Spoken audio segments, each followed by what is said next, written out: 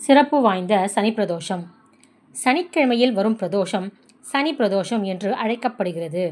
இந்த சிறப்பு வாய்ந்த சனி பிரதோஷம் அனைத்து கோவில்களிலும் சிறப்பாக கொண்டாடப்படுகிறது.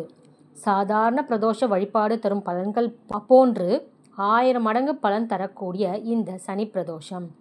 சிவபெருமான் தேவர்களை காப்பாற்ற ஆலகால நஞ்சை உண்ட நாள் சனிக்கிழமை. எனவே பிரதோஷ நேரம் சனிக்கிழமை அன்று வரும்பொழுது சனி பிரதோஷம் என சிறப்பு பெறுகிறது.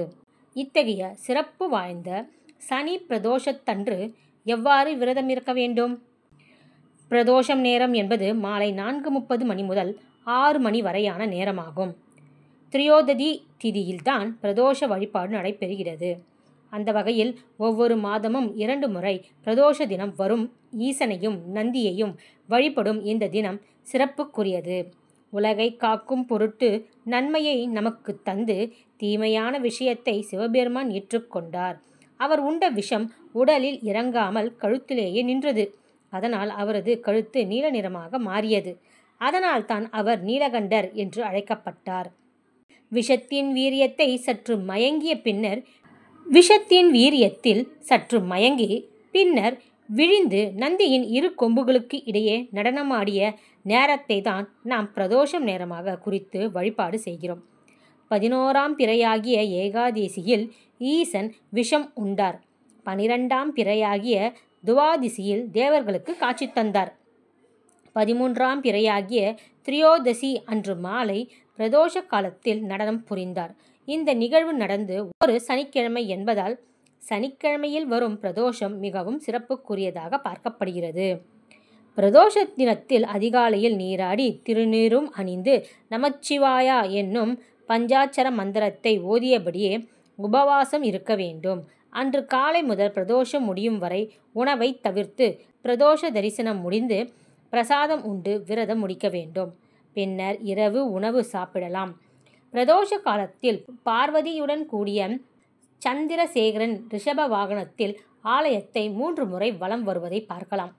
முதல் சுற்றில் செய்யப்படும் தேவ பாராயணத்தை 2ஆம் சுற்றில் செய்யப்படும் திருமுறை பாராயணத்தையும் 3ஆம் சுற்றில் நாதஸ்வர இன்னிசையும் வலம் வந்தபடி கேட்க வேண்டும். பொதுவாக பிரதோஷ தினத்தில் சிவனை 30 முக்கோடி தேவர்கள் பிரம்மா விஷ்ணு இவர்களெல்லாம் வணங்கி ஆசி பெறுவதாக ஐதீகம். எனவே அந்த சமயத்தில் நாமும் வணங்கி நம் துன்பங்களை அடியோடு போக்கிக் கொள்ள பிரதோஷ வழிபாட்டை மேற்கொள்ள வேண்டும். எத்தனை பெரிய துன்பமாக இருந்தாலும் பிரதோஷ காலத்தில் விரதம் இருந்து காராம் பசுவின் கறந்த பாலை கொண்டு சிவனையும் நந்தி பகவானையும் அபிஷேகம் செய்து வில்வ இலை சங்குப்பூ வைத்து வழிபட்டால் பூர்வ ஜென்மம் கர்ம வினைகளும் நாம் செய்த பாவங்களும் நீங்கி சிறப்பான பலன் கிடைக்கும். ஒரு சனி பிரதோஷத்தன்று சிவாலயம் சென்றால் 5 வருடங்கள் தினமும் சிவாலயம் சென்று வந்த புண்ணியம் கிடைக்கும். சிவனுக்கு உகந்த விரதங்களில் முக்கியமானது பிரதோஷ விரதமாகும். வழிபாடும் பலன்களும். பிரதோஷம் விரதம் மேற்கொண்டால் திருமணம் கைகூடும், வறுமை விலகும், நோய்கள் நீங்கும், சகல காரியங்களில் வெற்றி கிடைக்கும். பிரதோஷ விரதம் இருந்து சிவனை வழிபட்டால் சிவன் அருள் கிடைக்கும். சிவபெருமானை நினைத்து தியானம் செய்வதற்கு மிக உகந்த நேரம் பிரதோஷ நேரமாகும். பிரதோஷ வழிபாட்டை தொடர்ந்து செய்து வந்தால் மறுமையிலும் பலன்கள் கிடைக்கும். ஆவணி கார்த்திகை ஆகிய மாதங்களில் பிரதோஷ கால விரதம் தொடங்குவது சிறந்தது. பிரதோஷ நேரத்தில் சிவாலயம் சென்று பூஜையில் கலந்து கொண்டு சிவபெருமானை வழிபட்டால் நினைத்த காரியம் நிறைவேறும்.